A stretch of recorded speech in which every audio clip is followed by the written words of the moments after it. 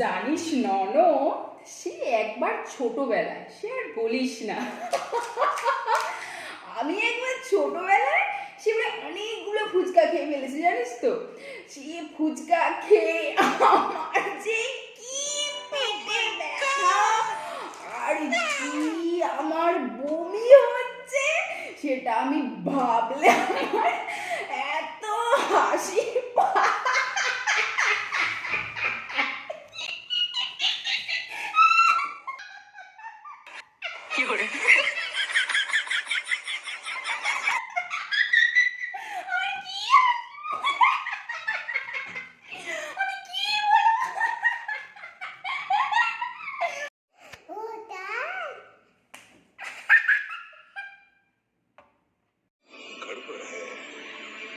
कुछ ना कुछ तो गड़बड़ जरूर है।